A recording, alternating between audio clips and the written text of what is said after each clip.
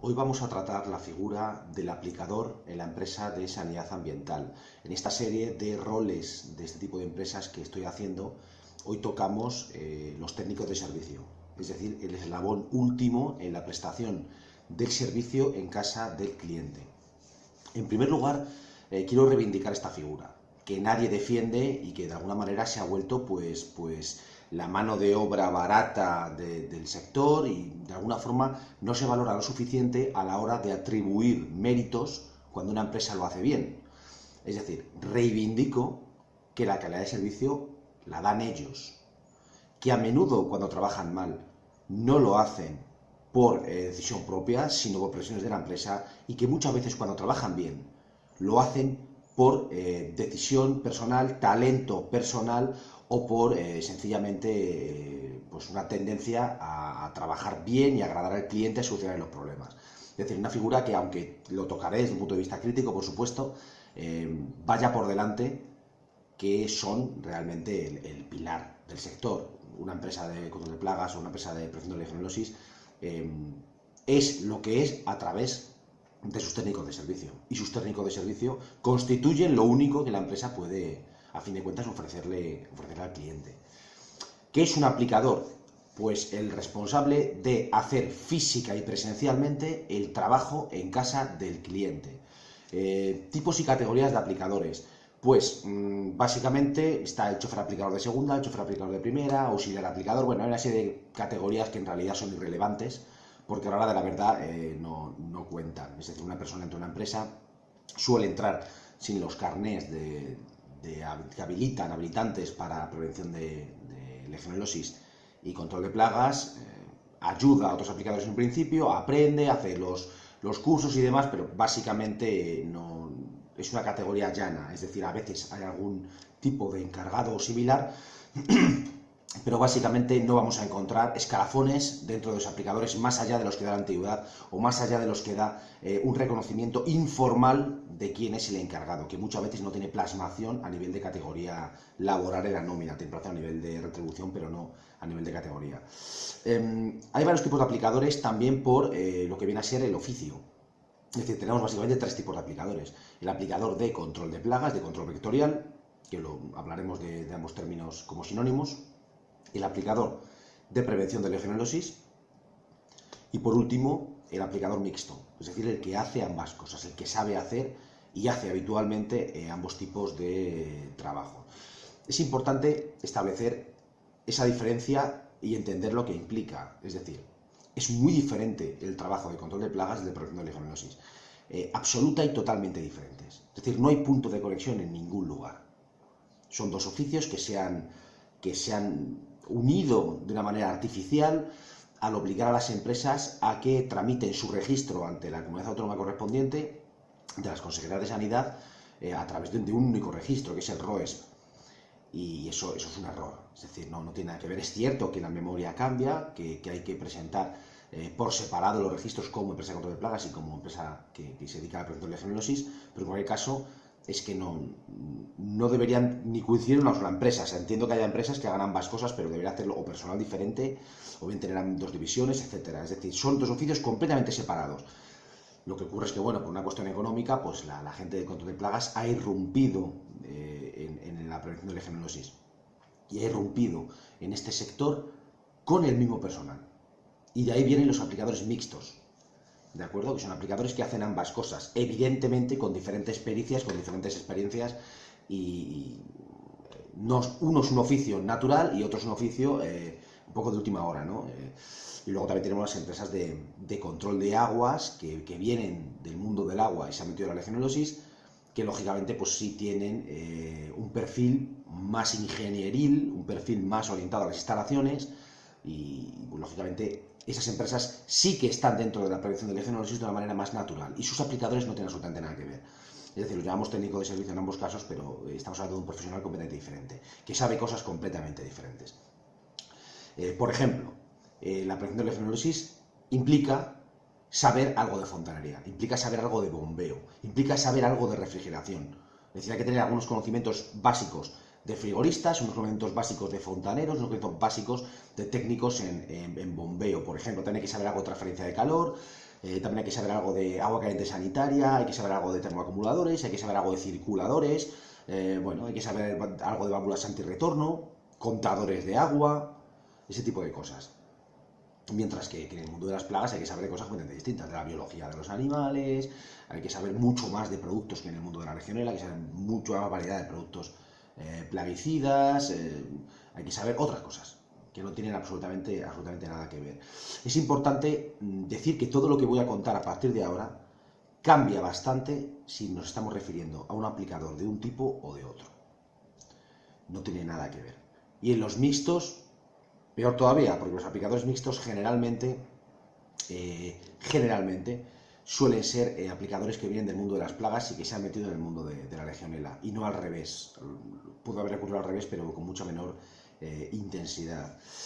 El aplicador se representa a sí mismo ante los clientes, a sí mismo y ante la empresa. Y esto a veces genera cierto conflicto. Es decir, todo aplicador, cuando habla con un cliente, a la hora de ceder a sus demandas, a la hora de permanecer más o menos tiempo en el local, a la hora de utilizar mejor o peor producto, más cantidad o menos cantidad de producto, etcétera, no solo sigue las indicaciones del director técnico. Es decir, tiene que lidiar con una persona que le exige en ese momento. Y se representa a sí mismo y a la empresa a la vez. Y eso es conflictivo. ¿En qué sentido? En que a veces quedar bien uno mismo se consigue a costa de desobedecer una orden de la empresa. Y a veces seguir una orden de la empresa implica quedar mal uno mismo ante el cliente. A menudo se intenta nadar y guardar la ropa, pero es muy difícil, porque la empresa, lógicamente, pues intenta, en la medida de lo posible, maximizar la productividad del aplicador. Y el aplicador intenta, en la medida de lo posible, reducir la conflictividad que tiene con el cliente a base de darle un mejor servicio o no un mejor servicio, simplemente hablar más con él, tener más un trato personal con él mejor. No solo la calidad de servicio, sino que hay una componente de trato humano muy importante. Es decir, no siempre va a ser posible que la empresa quede bien y el aplicador quede bien a la vez. Y el aplicador en estos casos es muy posible que decida salvaguardar su propia imagen, sobre todo si es un aplicador cuya trayectoria incluye varias empresas, o bien si es un aplicador con iniciativa que piensa o que valora a lo mejor la posibilidad de poder establecerse por libre, por cuenta propia en el futuro. En esos dos casos, sabe que la empresa para la que trabaja o es un trabajo de transición, o puede que en el futuro no sea su fuente de ingresos, de manera que lógicamente va a preferir salvaguardar su propia reputación en ciertos momentos, lo cual implica desobedecer órdenes de la empresa, etcétera. ¿Qué tipo de presiones recibe el aplicador genéricamente hacia la productividad? Hacia la productividad. Es decir, sé más productivo, responsabilízate de los tratamientos y no responsabilices, es decir, no generes riesgo para la empresa o para sus cuadros, ¿de acuerdo? Es decir, habitualmente el aplicador recibe órdenes explícitas o implícitas, indirectas, en la mayoría de las ocasiones, orientadas hacia hazlo, no quiero saber cómo lo haces, pero consíguelo. Es decir, básicamente se resume en esos tres elementos, ¿no?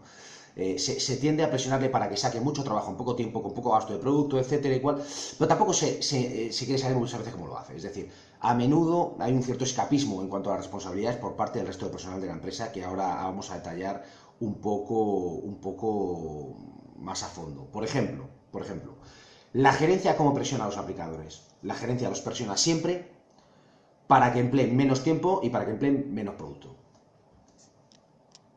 Productos más baratos, menos producto, menos tiempo, lógicamente.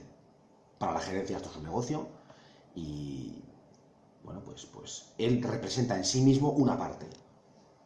Y los intereses de esa parte vienen digamos, expresados en una cifra. Y es el beneficio que obtiene al mes, al año o lo que fuere. A veces la gerencia, digamos que no sigue la jerarquía de la empresa y presiona directamente al aplicador. Esto es importante, porque si salta el director técnico puede producir conflictos. ¿Por qué? Porque la gerencia tiende a condicionar el trabajo del aplicador sin aceptar ningún tipo de responsabilidad en ello. Es decir, eso es importante. El gerente no estampa su firma en ninguna parte. El aplicador estampa su firma en un parte de trabajo y se responsabiliza de que lo que dice ese parte es verdad, de que él ha hecho realmente lo que dice ese parte de trabajo.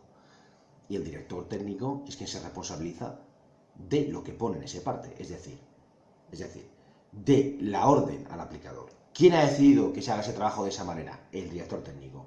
¿Quién atestigua que esas órdenes del director técnico se han ejecutado tal y cual las recibió el aplicador? Por ninguna parte existe una firma del gerente, por ningún lado. De manera que cuando el gerente trata de influir en cómo trabaja el aplicador directamente, es conflictivo. Es conflictivo porque nunca va a responsabilizarse de esa orden que ha dado. Eso es importante entenderlo, no lo va a hacer. O sea, si algo sale mal, por eso lo he visto, lo he vivido, en primera y en segunda persona, es decir, me ha pasado, lo he visto, etcétera, en las empresas que cuando un gerente da una orden de índole técnico, cosa que le cuesta mucho evitar, lógicamente, ya que su empresa tiende a eludir su responsabilidad cuando sale mal. Por supuesto que reclama el mérito cuando sale bien, pero cuando sale mal tiende a cargar la responsabilidad al aplicador, al director técnico, etcétera. Eso es importante. También se da una ilusión de responsabilidad por parte del personal de oficina. ¿Qué entiendo de personal de oficina? Pues tenemos por una parte al director técnico, que es un personal mixto en realidad, porque trabaja tanto dentro como fuera de la oficina. Me refiero a administrativos, me refiero a las personas que hacen la atención telefónica al cliente, que llaman a los clientes para quedar, para hacer las rutas, etc. Esta gente tiene mucho trato con los clientes telefónico, mucho trato. No se puede minusvalorar la intensidad de ese trato. A veces les conocen muy bien los clientes porque hablan con ellos y demás. Lógicamente hay un trato personal. Y tienden a, cuando algo sale mal, a derivar la responsabilidad. Es decir, el director técnico tiene un poco el síndrome de saco de todas las hostias en la empresa. Es decir, cuando algo sale mal, el gerente le va a crujir, el director técnico va a decir que no ha trabajado acorde a sus indicaciones y el personal de oficina va a decir que se ha equivocado con la hora porque ha llegado tarde, va a decir que, bueno, pues cualquier elemento relativo a la coordinación, al día en que se va, a la hora en que se va, etcétera, cualquier fallito que haya de coordinación, por ejemplo, lógicamente, para el personal de oficina es mucho más sencillo decir que el aplicador se ha confundido a asumir su propia responsabilidad. También hay que entender que el personal de oficina está en la oficina, es decir, está cercano a la gerencia, está cerca físicamente de la gerencia y obviamente la imagen que se tiene de un trabajador, que un jefe tiene de un trabajador, depende muy mucho de cuánto le vea la cara.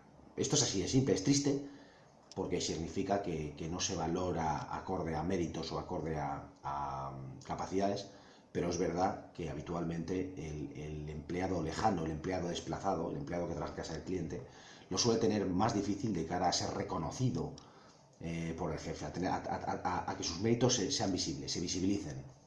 De manera que es más fácil que le caigan errores que no son suyos, porque su credibilidad ante la gerencia es inferior, porque la gerencia a menudo casi ni los conoce. Yo lo he visto en algunas empresas, empleados que llevan meses o llevan un año y el gerente casi ni se sabe el nombre, o lo equivoca. Es decir, y a lo mejor esa persona le está sacando un 10 o un 15%, un medio de su facturación. Eso ocurre, eso ocurre. Hay cierto desprecio cultural por los trabajos físicos, también es importante. Esto es una cosa muy, muy española. Tendemos a pensar que en una empresa el tío que está en la oficina o el tío que cobra más es más importante para la empresa o que vale más que la persona que está en la calle haciendo el trabajo. Esto obviamente no es así. Y en la empresa de servicio es exactamente al contrario. Es decir, es mucho más fácil sustituir a una persona de la oficina que a una persona del servicio. Y en cambio la rotación es justamente inversa. Se rota mucho más el personal que está en la calle que el personal que está en la oficina. De manera que se tiende a hacer sustituible la mano de obra realmente más difícil de sustituir, ya que implica muchos elementos de trato personal con el cliente, de confianza acumulada a lo largo del tiempo, etc. Es importante entender que la estructura de una empresa de sanidad ambiental permite muchos conflictos en cuanto a asignación de responsabilidades. Si la empresa puede perder un contrato por un trabajo mal hecho, no dudará en derribar la responsabilidad hacia donde más le interese. Es decir, quede claro que es un cuento.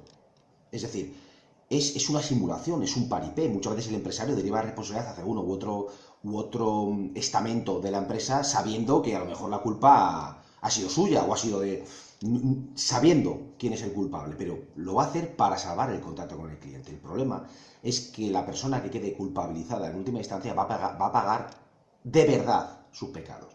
Esto lo he visto mucho. Es decir, por ejemplo, la gerencia presiona a la dirección técnica para coger determinado tipo de productos o determinado tipo de material. El técnico de operación de legionela lo instala, esas bombas dosificadoras fallan, ese producto hace espuma en la torre, por ejemplo. La torre se llena de espuma, coge espuma las bombas, el circuito se para, el aire acondicionado del edificio se para, etcétera, un desastre. ¿Qué ocurre ahí? Pues al final, por ejemplo, lo he visto, queda culpabilizado el técnico de servicio, porque instaló mal la bomba, porque la reguló mal, inyectó demasiado, etcétera. Cuando toda la empresa sabe que no ha sido el técnico de servicio. Y aún así, no lo echan, lógicamente, porque saben que no ha sido, pero se le castiga. Porque hay que mantener la credibilidad de la jerarquía, del quién manda, ¿no? Esto lo he visto mucho. Es decir, el personal de oficina también lo hace a menudo. Papeles que faltan en los libros de registro, por ejemplo, porque el tema de la legionela lleva muchísima documentación, pues habitualmente faltan. ¿Por qué? Porque no te lo ha llevado el técnico de servicio, porque el técnico de servicio te ha hecho tal anotación en el libro, porque el técnico de servicio olvidó tomar las temperaturas. Mentira. Mentira. El técnico de servicio hace lo que le mandan. Y si algo no se hace, generalmente porque no se lo han mandado. Y si no se lo han mandado, porque alguien se ha olvidado de mandárselo. Es decir, la empresa, por salvar un contrato, es capaz de todo. Y está en muy mala posición el técnico de servicio para contrarrestar esa clase de acusaciones. Generalmente se las traga. No puede hacer otra cosa. Primero, porque no está en la oficina. Segundo, porque es un beta, no es un alfa. Es decir, está tratado de otra manera. No se confía en él y, por supuesto, está un poco lejano a la gerencia y en general al personal de oficina, al que ve poco. De forma que no deja de ser algo un poco ajeno para el personal de oficina, que es mucho más fácil, digamos, culpabilizarle a él que no a alguno de sus compañeros a los que ve la cara todos los días, mesa con mesa, ¿no?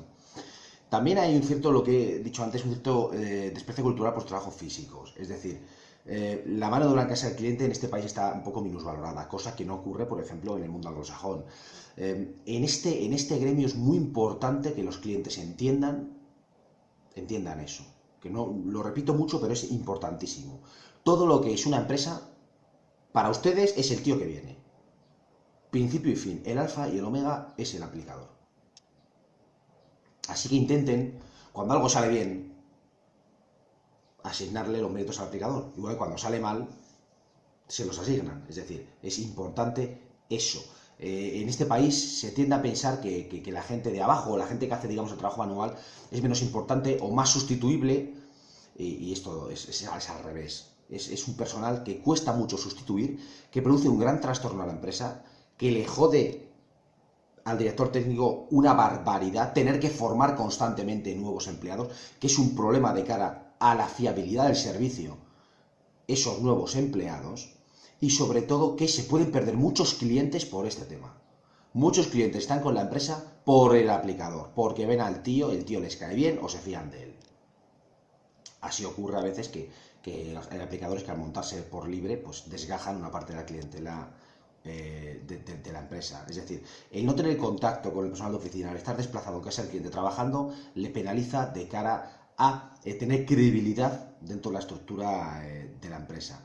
También es cierto que se desconfía mucho de él. Eso es una cosa un poco curiosa. Es decir, he detectado en las empresas que cuando un aplicador, un técnico de servicio, declara algo, es decir, quedaba tantos kilos en esa garrafa, había focos de la tela germánica en tal máquina del bar, había consumo de raticida en el patio de esa comunidad, la dosificadora estaba descebada.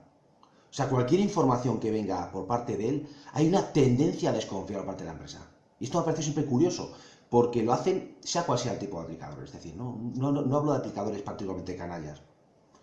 Es casi una especie como de barrera de defensa. ponen en duda lo que el aplicador les cuenta porque siempre intentan pensar que esa información favorece al aplicador. Si el aplicador dice que la bomba está rota es para quitarse la responsabilidad, porque claro, si está rota, pues si hay un dispositivo general no es culpa suya. O dice que hay mucho consumo para quitarse la culpa porque es que había muchas ratas antes de que le apareciera. O es que hay muchos focos, porque claro, el hombre ha ido y si hay un repaso, pues claro, como dice continuamente que había foco, pues se va a quitar la responsabilidad porque la situación de partida del local en cuanto a infestaciones era muy grave. Se tiende a retorcer mucho las cosas para no querer al aplicador. Y es un círculo vicioso, porque el aplicador se malea.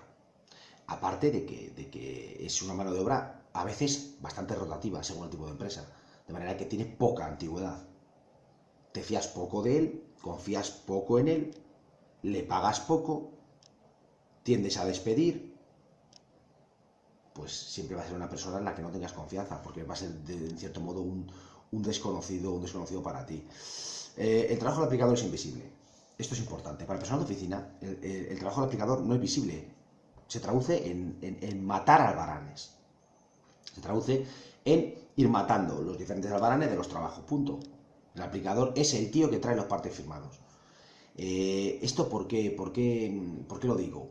Porque digamos que la gente de la oficina no suelen ser aplicadores ascendidos. De manera que lo ignoran todo con respecto al trabajo en las oficinas. Hay una ignorancia muy grande en las oficinas de control de plagas. Por eso el director técnico está al teléfono tanto. Está al teléfono tanto porque el personal básico no sabe nada y debería. Sin duda debería. La invisibilidad de ese trabajo es doble. No solo porque ocurre en casa del cliente y no lo debemos trabajar, sino porque además no sabemos en qué consiste ese trabajo. Entonces, si el personal de oficina ignora en qué consiste ese trabajo, pues cuando le hablan de la hipercloración ha terminado o se ha derratizado tal, o sea, pues no se imaginan cuántas veces implica agacharse eso, no se imaginan cuánto uso de herramientas implica, no se imaginan lo que cuesta transportar la maquinaria a una azotea o volver con ella, claro. Y es más, la gerencia le interesa que no lo sepa, porque solo un personal de oficina ignorante de la penosidad y el tiempo que lleva el trabajo presiona como él quiere a los aplicadores para sacarle más trabajo. Un aplicador ascendido es un perfil que sabe muchísimo, pero va a presionar con menos intensidad a altos técnicos de servicio porque sabe que la magia no existe y sabe lo que se tardan en hacer las cosas. De manera que hay esa ignorancia de las oficinas, en cierto modo, me da a mí la impresión que es intencionada por parte de la gerencia. En cuanto a la sustituibilidad de los aplicadores, ocurre sobre todo en las empresas que no asignan zonas. Es decir, las empresas en las cuales un aplicador no tiene por qué ir repetidamente al mismo cliente. En cambio, en otras empresas se asigna por zonas. En las que hay una asignación por zonas es más difícil sustituirlo, lógicamente, porque la misma cara se repite. El cliente le llega la misma cara repetidamente y es imposible que no haga algún tipo de vínculo personal con ese aplicador. De forma que la rotación suele ser mayor en las empresas que no tienen una asignación fija de zonas. En una empresa de control de plagas, ¿quiénes han ejercido de manera directa y manual el oficio? Los aplicadores, a veces el director técnico, a veces la gerencia, cuando ha sido montada cuando esta empresa ha sido montada por algún técnico de servicio, y para de contar. Es decir, todo el personal de oficina no sabe de qué va el trabajo. Eso lleva a varias cosas. Lo primero, a que hacen rutas absurdas en cuanto a los desplazamientos. Eso ocurre en muchas empresas. Se acaba profesionalizando y las empresas se acaban dando cuenta de que se gasta mucho dinero en combustible y esto tienden a arreglarlo. Pero habitualmente las empresas tienen organizadores de rutas que nunca han conducido repartiendo, por ejemplo, con un vehículo. Es decir, que ignoran las características en cuanto a tráfico, horarios, atascos, etcétera, de la ciudad o de la comunidad autónoma correspondiente. Es decir, eso pasa mucho. Igualmente, la gente que organiza también las rutas no sabe los tiempos, por ejemplo, de cara a recircular circuitos de refrigeración en una legionela, o desconoce cómo funciona el parking hora en una ciudad en que hay que meter la matrícula, no se puede repetir la zona, tienes que sacar el vehículo de esa zona, entonces no tienen en cuenta nada de esto de cara a hacer las rutas, tampoco de cara a comprar el material. y tampoco de cara a hablar con el cliente y saber qué se le puede prometer y qué no.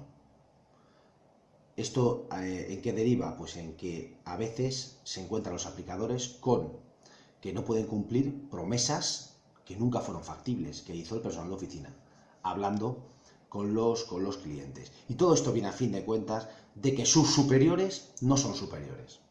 Es decir, sus superiores jerárquicos no son superiores en conocimientos o intelectualmente. O sea, la superioridad jerárquica no implica una superioridad personal real. Y eso es un problema. Es decir, las empresas en que los superiores jerárquicos son más listos o tienen más experiencia funcionan infinitamente mejor, y las hay. Son minoría en el sector, pero las hay. Con respecto a la presión para aumentar su productividad, esa presión va a estar bastante unificada. Es decir, en la gerencia se preocupa muy mucho de orientar las presiones que recibe el aplicador para que todas sean en la misma dirección. De ahí los conflictos entre los directores técnicos y los gerentes. Porque el director técnico tiende a ser contracíclico, tiende a preocuparse más de la calidad de servicio que de la cantidad de servicios sacados, de manera que uno de las ocupaciones de la gerencia es romper el rol original de director técnico para que se pliegue también a apoyar la mayor productividad junto al personal de oficina. Es habitual, en ese caso, que igual que ya comenté en el vídeo sobre directores técnicos, que hay directores técnicos que se vuelven capataces, pues al final ocurre que un técnico de servicio tiene muchísimos jefes. Porque el personal de oficina se comporta como sus jefes, el director técnico se comporta y es su jefe, y el gerente se comporta y además también es su jefe. De forma que siempre recibe presión para sacar más trabajo, lo cual es un problema de cara a otros factores como retener clientes, etcétera. No hay que olvidar que el flujo de ingresos depende de los aplicadores. O sea, el flujo de ingresos de una empresa equivale al trabajo facturable, o sea, al trabajo ejecutado que ya se puede facturar. Y eso lo trae el aplicador. De manera que se tiende a valorar mejor a los aplicadores que matan muchos albaranes y los convierten en facturas. Y eso implica a veces que el aplicador simulador o el aplicador taimado, el aplicador que tiende a trabajar mal siempre que no se note, a fin de trabajar más o de traer más albaranes firmados, que ese aplicador esté mejor visto. De manera que en las empresas hay un sistema de incentivos un poco perverso, que luego comentaré con el aplicador, que hace que no siempre el mejor aplicador sea, sin duda alguna, el mejor valorado. Eso no es así. También hay una presión para disminuir el gasto en material.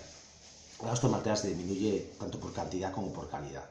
Esto lo vemos mucho, por ejemplo, con los portacebos, con las estaciones rodenticidas de seguridad. Todo aplicador en una empresa se queja de que la empresa utiliza un montón de tipos de portacebos y no está unificado el uno, de manera que uno, en vez de ir con una llave, tiene que ir con un manojo de llaves que parece un carcelero, de llaves distintas para abrir todas las marcas y tipos de portacebos. ¿Esto qué razón tiene? Pues lógicamente que la empresa ha ido encontrando ofertas de uno u otro fabricante, ofertas con descuento, porque si te cojo un palé me lo rotula gratis, porque aquí me sale un poquito, un tentativo más barato, por ejemplo, el portacebos, etcétera. Es decir, ese es un ejemplo más de llegar a una situación subóptima por ahorrar dinero, cuando es mucho más óptimo y se consiguen velocidades mucho mayores de revisión de portacebos cuando se utiliza una sola marca o todos los modelos están unificados, especialmente en la gran industria, en la industria alimentaria, en las cuales hay una barbaridad de portacebos instalados, y cambiar de llave puede representar un tiempo bastante grande a lo largo del día. Esto mismo ocurre con otro material, como las pulverizadoras, que nos provocan problemas porque tienen especies diferentes, al utilizarse diferentes marcas. Se tiende a experimentar con toda clase de geles, cuando se ha llegado, por ejemplo, a utilizar geles que funcionan bien, tener 2 o 3 calidades que funcionan bien, y aún así se experimenta continuamente porque los comerciales de productos plaguicidas vienen a la nave y constantemente están experimentando con productos que muchas veces esa experimentación tiene un coste. Tanto en positivos de Legionela, si son biocidas para los circuitos de refrigeración, como en focos o en repasos, en el caso de tratamientos insecticidas, por ejemplo, ¿no? De manera que hay una tendencia a disminuir el gasto de material que es bastante perversa. Primero porque no es muy efectiva, es decir, A menudo el mayor coste es simplemente el desplazamiento y los repasos. Y también genera un cierto estrés en el aplicador, en el punto y hora en el que los clientes pues, tienen ojos y ven qué productos les han funcionado. Evidentemente, como ya dije en otro vídeo, lo que importa es el binomio producto-aplicador, ¿no? O sea, también hay que ver que ese aplicador utiliza bien ese producto, pero claro, el tío quiere el mismo aplicador y quiere el mismo producto. Y a lo mejor el aplicador no tiene el mismo producto, no se lo dan. De manera que los clientes también ven cuando las cosas cambian, cuando a un cliente le va bien con un aplicador y unos productos y ven que el material del aplicador está constantemente cambiando, pues eso tampoco genera muy buena imagen y el cliente lo ve. El aplicador también recibe presiones para disminuir la tasa de repasos. Y esto lógicamente es un contrasentido. Es decir, ¿cómo le pides a un aplicador que disminuya la tasa de repasos en un contexto de alta productividad y en un contexto de reducción de costes materiales? ¿Cómo es posible? No es posible. Uno puede trabajar mejor, uno puede desplegar todo su ingenio, uno puede agacharse más que nadie, mover un montón de máquinas en los sitios, etcétera. O bien en el control de Legionela, uno puede ser un máquina e ir corriendo por el edificio abriendo y cerrando grifos. Pero al final, para eso hace falta un tiempo. El talento de un aplicador, aunque fuera infinito, no tiene una incidencia tan grande en la calidad de servicio como para poder funcionar con muy poco tiempo y con muy poco producto. Habrá algún aplicador extremadamente talentoso que eventualmente de vez en cuando consiga grandes resultados utilizando poco tiempo y poco producto, pero eso ocurrirá un porcentaje bajo de las ocasiones. De manera que ese contrasentido estresa al aplicador, genera un estrés que degrada mucho su calidad de vida. También se les presiona en el tipo de aplicadores asignados por zonas, que comenté antes, estos aplicadores que siempre van a la misma zona y que tienen un trato repetido con los mismos clientes, se les presiona para que aumenten la tasa de renovación de contratos. Es decir, se les responsabiliza de la permanencia. Es cierto, ellos tienen una incidencia a la permanencia, pero claro, una incidencia a la permanencia que no pueden tampoco maximizar, dado que se les está de alguna manera sustrayendo medios para satisfacer al cliente. Y los medios que tiene el aplicador para satisfacer al cliente, aparte de su talento, evidentemente es el tiempo y la calidad de los productos. De manera que también es otra presión espúrea, otra presión ilegítima, porque a fin de cuentas le estás quitando las herramientas fundamentales que el aplicador tiene para satisfacer al cliente. Y esto ocurre mucho en los aplicadores asignados por zonas, y especialmente en empresas tirando a grandes, que son las que miden todo y las que hacen muchas estadísticas. Hay una tendencia al alargamiento de las jornadas y al empeoramiento de los horarios. Esto se llama proletarización. Se ha proletarizado mucho el sector. Es decir, los aplicadores que quedan en el sector ha expulsado a muchos aplicadores, lógicamente porque ha bajado el volumen de negocio. Se tiende a expulsar aplicadores mucho antes que cualquier otro rol, esto luego lo comentamos, pero toda esa gente es expulsada. El criterio de expulsión es que es muy relativo. Y esto también lo he visto habitualmente, que se expulsa aplicadores buenísimos, solamente porque no maximizan su productividad, porque son lentos, porque se niegan a trabajar 12 horas, cosas de ese tipo. Es decir, ¿qué aplicadores quedan en las empresas? Aquellos que tienen mucha antigüedad y los que los gerentes confían, aquellos muy productivos o aquellos que tienen muy poca antigüedad y acaban de entrar. Es decir, tenemos perfiles de aplicadores mezclados y la meritocracia no funciona de una manera sistemática. Hay aplicadores muy buenos que pertenecen a las empresas y hay aplicadores que están en las empresas solamente porque han sabido leer muy bien el juego de la productividad y aunque saben que su trabajo es muy malo o ficticio, saben qué es lo que se espera de ellos, que es matar albaranes. De manera que esa proletarización pues ha hecho que los aplicadores se queden, pues eso, o sean dicho mal y pronto, o vendidos en el sentido de gente pues muy sumisa o muy necesitada. Es decir, hay gente con hijos, gente que no puede tampoco enfrentarse o exigir mejores condiciones. También profesionales de matar albaranes. Los llamo yo los asesinos de albaranes. Es otro perfil también. Y luego, evidentemente, la mano de obra, pues la carne de cañón, que son los chavales jóvenes que entran con muy poca antigüedad y que por continuación en el sector, que es entrar a una empresa y no han trabajado antes en nada de esto, y se les enseña ya directamente a ser asesinos de albaranes. A la hora de hacer despidos, como he dicho antes, el colectivo de los aplicadores es la principal diana. La principal diana.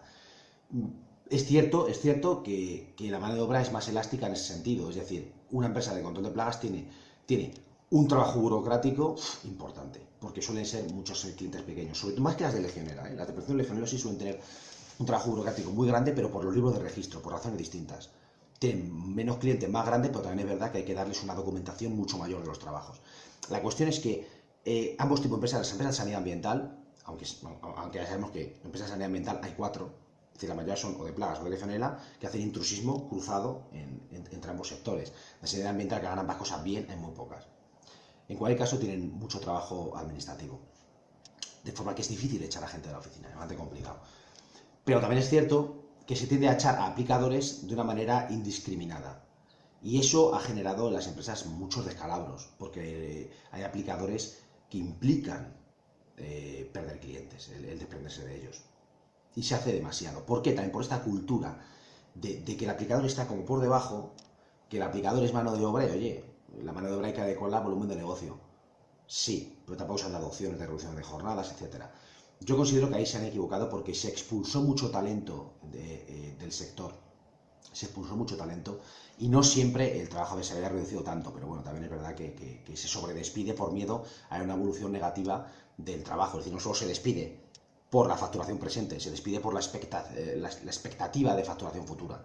Uno se prepara para el futuro y muchos empresarios han despedido, digamos, han adelantado los despidos para prepararse frente a escenarios peores. También se le ha dotado materialmente mucho peor, es decir, ahora mismo ser aplicador de control de plagas es una actividad muy proletarizada, una actividad de alta velocidad, con material de mala calidad, etc. O sea, es un mal trabajo. O sea, era un buen trabajo, era un trabajo aceptable, ahora es un trabajo malo en general. Es decir, por supuesto, hay aplicadores que estén muy bien, pero malo en general. Evidentemente, en las empresas de control de legionela esto puede cambiar, porque es otro tipo de empresa. Otro tipo de empresa y la especialización es mucho mayor. Es decir, como oficio es más complejo. Y no estoy despreciando el oficio de control de plagas, es un oficio con su complejidad y que evidentemente esa experiencia acumulada de años en los aplicadores da muy buenos resultados a nivel de calidad de servicio. Pero el control de legionela, una falta de experiencia puede provocar daños materiales, porque se operan instalaciones. Y ahí pueden generar averías caras, de forma que no es tan sencillo rotar la mano de obra. Es un poquito más complicado. También es cierto que el resto de roles, menos los comerciales, que también trabajan fuera de la oficina, tienden a pensar que el aplicador tiene mucha libertad, porque trabaja fuera de la oficina, porque no tiene jefe encima, y que la utiliza. Se tiende a pensar que el aplicador se escaquea mucho, una cosa que me llama mucho la atención, porque es el rol en la empresa que más palma, o sea, que más curra, con una diferencia abismal, y sin embargo, es al que se acusa más habitualmente de escaquearse, es que a saber dónde estaba, porque se dice mucho. O vi su coche en tal sitio, ya que está su coche ahí, porque bueno, siempre están de alguna manera sospechando que el aplicador va por el mundo libre y no hace los trabajos, cuando evidentemente matar a albaranes implica al menos estar en el sitio. O sea, por muy mal que lo haga, tiene que estar. Y aparte los clientes no son ciegos, es decir, un aplicador no puede pasar por un sitio y saludar e irse, ¿no? Eso no es viable, de manera que esto es básicamente mística. O sea, es mística y cultura administrativa criticona, básicamente. También se le tiende a orientar, o sea, tiende a orientar a la actividad comercial, se le tiende a corresponsabilizar de cosas que no le competen, por ejemplo, la captación. Lo escucho mucho en la empresa, sobre todo en las muy pequeñas. Ah, pues ya que estás, joder, pues si vas por esa zona, pues vete al bar de enfrente y da una tarjeta, ¿no? Si vas a tal calle, pues ya, vamos a ver, los aplicadores, aparte de que no es su función natural, los aplicadores no van sobrados de tiempo. El incentivo de un aplicador es que el tiempo que tiene disponible lo va a utilizar en satisfacer al cliente, para no discutir con él. ¿Qué aplicador va a recortar el servicio a un cliente para tener tiempo para visitar a otros clientes? Pues aquel que comisiona. Y un aplicador comisionista tiene un sistema de incentivos todavía más perverso que cualquier otro rol. Es decir, hay que intentar, aunque es una minoría, pero eso ocurre, hay que intentar no hacer esto. nunca, nunca pongas a comisionar por captación a la persona que te hace el servicio, porque obviamente te va a hacer menos servicios o peor el servicio. Si le retribuyes la captación y no le penalizas, la pérdida de clientes, las no renovaciones, pues va a ser un captador y no va a trabajar la retención. Le puede retribuir las dos cosas, pero el tiempo es finito. No lo veo muy viable. En cuanto al el rol de aplicador, también hay que especificar que según el tamaño de la empresa cambia bastante. Es decir, las empresas muy grandes suelen tener una gran rotación de aplicadores, sobre todo si no tienen zonas asignadas. Si tiene zonas asignadas es un poquito menor. Si no tiene zonas asignadas, pues la rotación es muy grande, muy grande. No voy a citar nombres, pero hay unas pocas empresas por las que ha pasado la mayor parte de los aplicadores que trabajan en el sector, que la han utilizado como trampolín o plataforma, o se han metido en esa empresa y luego han pasado a otras, pero han pasado por ahí. Es decir, hay ciertos nombres que se repiten estadísticamente mucho en los currículums de los aplicadores. Hay una rotación muy alta en el sector, pero es una rotación que suele aumentar con el tamaño de la empresa. Las empresas muy pequeñas tienden a confiar más en el aplicador, porque además es un aplicador que también capta clientes, pero en las empresas pequeñas ya no lo hacen porque te obliguen, lo hacen porque realmente el aplicador tiene una identificación mucho mayor con la empresa. Es decir, un aplicador de empresa pequeña ve muy claramente de dónde viene el pan y defiende a la empresa como si fuera algo suyo. Y es distinto, es distinto. El aplicador de empresa pequeña representa a la empresa cuando va al cliente. El aplicador de empresa grande se representa a sí mismo, porque sabe que en esa empresa pues, no va a durar demasiado, a fin de cuentas. El sistema de incentivos del aplicador va lógicamente encaminado a reducir su penosidad trabajando, a esforzarse lo mínimo posible, siempre y cuando ello le permita seguir quedando bien, es decir, sin que tenga consecuencias directas de cara a su empleabilidad, de cara a tener responsabilidades o de cara simplemente a su conflictividad con el cliente. Es decir, para el aplicador lo ideal siempre es estar bien considerado por el cliente, estar bien considerado por la gerencia y asumir una penosidad trabajando baja. Esos son los incentivos. Ahora, cómo conseguirlo es bastante más complicado. En control de plagas es difícil reducir la penosidad del trabajo. Es difícil reducir digamos, lo que se trabaja a la hora de ir a un cliente, porque las plagas urbanas no perdonan. Es decir, cuando tenemos blatera germánica, cuando tenemos roedores, etcétera, generalmente es imposible quitar las plagas sin trabajar bien. Y cuando se ha trabajado mal, la plaga se amplifica. De manera que tenemos un feedback inmediato que informa sobre la calidad del trabajo del aplicador. De manera que solamente puede reducir su calidad en clientes muy grandes, donde hay una relación personal inferior con el cliente, porque lógicamente no tratas con el dueño, tratas con el personal de mantenimiento, etcétera, y en sitios en que se hagan las plagas de forma preventiva, es decir, que no tengan infestaciones preexistentes. En esos casos va a poder reducir, digamos, la intensidad de su trabajo o la calidad de su trabajo, el aplicador de control vectorial. Mientras que, por ejemplo, el técnico en prevención de legionellosis puede hacerlo de una manera mucho más extendida. Primero por el perfil de cliente, que suele, no siempre, pero suele ser un cliente más grande, perdón. Un cliente con el que no trata directamente, trata con personal mantenedor generalmente de la instalación, trata con empleados de esa instalación, no trata realmente con el propietario. Además de eso, el control de legionellosis sí permite muchas más desviaciones en cuanto a cómo trabajar, en el sentido de que la legionela no se amplifica con tanta facilidad. Es decir, en un circuito de refrigeración con torre hay que tener cuidado. Y aún así, admite a veces trabajos mal hechos porque la legionela no es tan inmediata de cara a amplificarse y requiere pues, un ecosistema muy concreto en ese agua, de manera que a veces un mal trabajo no implica un positivo. Pero evidentemente en agua sanitaria esto es mucho más intenso. O sea, el agua sanitaria generalmente no amplifica legionela. Normalmente no lo hace. De forma que un trabajo mal hecho no suele tener consecuencias, no se paga el trabajo mal hecho.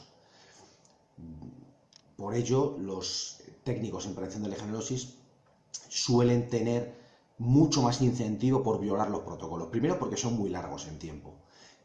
pasan mucho más tiempo en una sola instalación, es decir, hacen menos clientes en un día, están en menos sitios. Y el incentivo para trabajar menos o para reducir su penosidad es muy alto, claro. Limpiar una torre a 40 grados en una azotea, una torre metálica que está ardiendo, puede ser muy penoso o puede ser menos penoso. Si no limpiamos el árbol de riego, por ejemplo, no limpiamos el relleno, limpiamos solo la balsa. Es decir, el incentivo para trabajar mal, ahorrándose penosidad, funciona más en la prevención de legionellosis que en el control de plagas. Eso quede claro, aunque ambos pueden tener ese incentivo. También el cliente pequeño tiene una relación más directa con el aplicador. Es decir, el aplicador de control de plagas que trata con hostelería, con restauración, con pequeño comercio, con pequeñas naves industriales, tiene mucha más capacidad de maximizar su buena imagen frente al cliente y frente a la gerencia. Primero porque le quita un problema al cliente, un problema visible. Un técnico de prevención de legionela, primero no le quita ningún problema, porque generalmente no viene después de un brote. Es preventivo. Y aunque venga después de un brote, le ha quitado un problema invisible, porque es un microorganismo. El ser humano tiende a valorar más los problemas que puede ver, que están en su escala, ¿no? Digamos.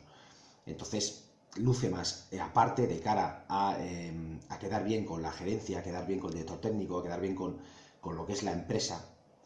Es mucho más fácil hacerlo eliminando una infestación recidivante que el cliente lleva sufriendo mucho tiempo, que no manteniendo negativizada la legionela. Primero porque mantienes una situación preexistente y segundo porque evidentemente el cliente no percibe ese trabajo bien hecho, no percibe una consecuencia clara y directa.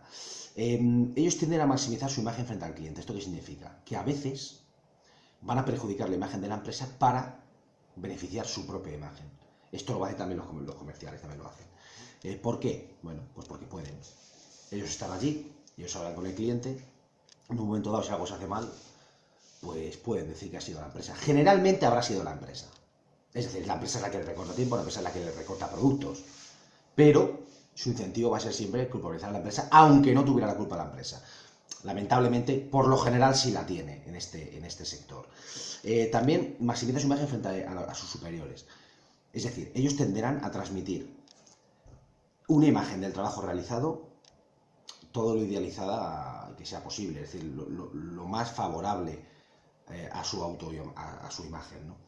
¿Qué van a hacer? Pues exagerar las infestaciones. Si las han quitado, las van a exagerar. Si no las han quitado, las van a minimizar. Y con el control de legionela igual. Es decir, va a intentar que parezca que han trabajado más de lo que han trabajado, que su trabajo es de una calidad mayor de lo que lo ha sido. Aunque esto es un incentivo generalizado en muchos sectores, no hablamos de un incentivo especialmente específico de este sector. Con respecto a los aplicadores poco honrados, los aplicadores jetas, se forman en escuelas de jetas, que son las empresas de jetas. Esto parece obvio, pero es bueno reseñarlo. Generalmente los aplicadores no nacen malos, ¿de acuerdo? Y se meten en una empresa y hacen barbaridades, no. La gente aprende el oficio en una empresa. Y normalmente un aplicador jeta es porque le han enseñado a eso, le han enseñado a solo trabajar cuando el cliente le mira, solo trabajar cuando va a quedar bien con el cliente, no gastar productos si no hay ningún tipo de infestación, no se hace preventivo, no se gasta producto. Y esto ocurre incluso en empresas muy grandes. O sea, conozco mucha gente que trabaja en empresas grandes o ha trabajado en empresas grandes en que les dicen no ponga raticidas si no hay... Bueno, pero es que hay que ponerlo porque si entra un roedor, nada, tú no pongas. O sea, cosas... Puedo poner un ejemplo, no voy a decir la empresa, pero, por ejemplo, cuando en un bloque rodenticida, pues un roedor lo muerde, ya hemos detectado ese consumo y cambiamos el bloque. Aunque esté entero, ¿por qué lo cambiamos? Joder, para detectar, para fechar el consumo. Al cambiar el bloque ya sabemos que todo nuevo mordisco ocurre a partir de esa fecha, ¿no? Se hace para eso, para hacer un cero de la infraestructura de portacebos y poder fechar los nuevos consumos. Pues no. Hay empresas que lo que hacen es coger el bloque, rasparlo contra el canto de una pared o con una cuchilla, lo raspa, lo deja liso y lo vuelve a poner. O sea, conviene manipular lo mínimo la raticidad porque los roedores lo huelen. Aunque tengamos guantes, nosotros estamos trabajando, nos tocamos un brazo, nos rascamos, nos tocamos la cara. El guante acaba oliendo a nosotros. Y el raticida conviene manipularlo lo mínimo. Un raticida no puedes ponerlo, ver que han consumido, rasparlo, volver a manipular, volver a poner. No, eso no se hace. Y eso te lo enseñan a hacer empresas muy grandes, por ejemplo. Es decir, hay empresas que enseñan al aplicador a funcionar en un contexto de carestía total de material y carestía total de tiempo. Es decir, hay que dejar claro que la mayor parte de los casos de aplicadores malos trabajadores es porque les han enseñado a trabajar así. De hecho, no son malos trabajadores, trabajan acorde a lo que la empresa quiere. Es decir, si la empresa maximiza la captación y maximiza la productividad y no la retención, pues va a tener aplicadores que es asesinos de albaranes. Y a veces el mal aplicador suele serlo así. O sea, no es un mal aplicador, un asesino de albaranes, es otro oficio. Su oficio es convertir en factura a los albaranes. Tratar de eludir responsabilidades propias o impropias. Y digo propias o impropias porque hay responsabilidades que sí son suyas porque ha hecho algo mal, e impropias son todas estas culpas que tratan de cargar al aplicador, que ya hemos hablado, pues el personal de oficina, el director técnico, el gerente, etc. Es decir, se vuelve un evasor, ¿no? Una persona que está continuamente eludiendo y esquivando, está siempre haciendo esquivas de responsabilidades, pero es que es lógico. Es que cuando un aplicador lo adiestras en echarle la culpa de todo, tenga o no la culpa, lógicamente el día que tenga la culpa de algo no lo va a reconocer. ¿Por qué? Porque no va a ser un fallo. Si ya le cargas 10, el suyo va a ser el 11. Es decir, si tú demuestras que no tienes una catadura moral mínima al tratar al aplicador, no esperes que el aplicador tenga una moral superior a la tuya. Y esto ocurre mucho. Es que, joder, tienden a... No puso noticia nuevo y me lo oculta. O no esperó las 2 horas en una preclaración y no lo dijo. ¿Y cuántas veces hizo bien el trabajo? Y se le culpabilizó. De un error administrativo porque no se emitió un certificado de tratamiento. De un error a la hora de etiquetar la muestra cuando llegó a la nave, una muestra tomada en una instalación. O cuando no llegó a tiempo ese pedido de gel insecticida o ese pedido de granulado para las hormigas y no llegó a tiempo y tuvo que hacer el tratamiento con gel de cucaracha. Pues son ejemplos, que puede haber 1000 ejemplos. Se le culpabiliza siempre frente al cliente para que la empresa quede bien. Ergo, no esperen que los errores que sí cometa él los revele y los comunique con naturalidad, porque eso es difícil cuando se ha visto una persona así. En cuanto a maximizar sus posibilidades de permanecer en la empresa, ¿cómo hace un aplicador cuando es el eslabón más débil? Generalmente por antigüedad, pero aunque no fuera por antigüedad, simplemente por categoría, ¿cómo hace para maximizar la probabilidad de quedarse en la empresa, agarrarse al puesto de trabajo? Pues lo hace colaborando primero en la escalada por la productividad que hemos hablado, y también lo hace depauperando sus condiciones laborales con respecto a sus compañeros. Es decir, compite con sus compañeros de cara a explotarse a sí mismo con más intensidad o a permitir que le exploten con más intensidad.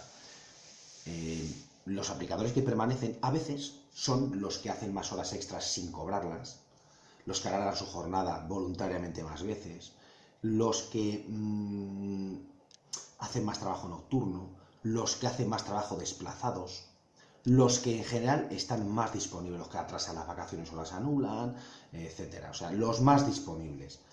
Y la disponibilidad es muchas veces el ofrecimiento que hace el mediocre al empresario. Es decir, hay muchos aplicadores con talento en el sector y esos no necesitan depauperar tanto sus condiciones laborales. Pero cuando hablamos de gente normal, sin un talento especial, tienden a hacer esto. Tienden a regalar el trabajo y a fin de cuentas a dar más al empresario a cambio de lo mismo.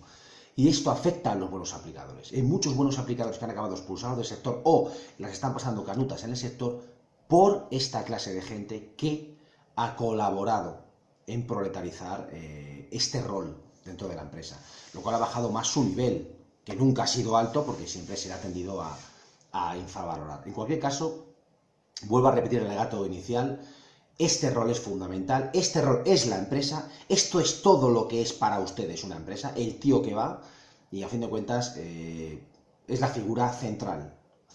Lo demás son accesorios, a fin de cuentas. Así que es importante reivindicarla, respetarla Y bueno, entender que una empresa puede funcionar sin gerente en forma de cooperativa. Una empresa puede funcionar sin administrativos porque los aplicadores hagan los papeles un día a la semana, o puede funcionar sin director técnico porque hay aplicadores que ya conocen el oficio suficiente para funcionar sin director técnico. Lo que está claro es que nadie quita las plagas sin un técnico de control de plagas y nadie quita la legionela sin un técnico en prevención de legionela. Eso tiene que quedar meridianamente claro.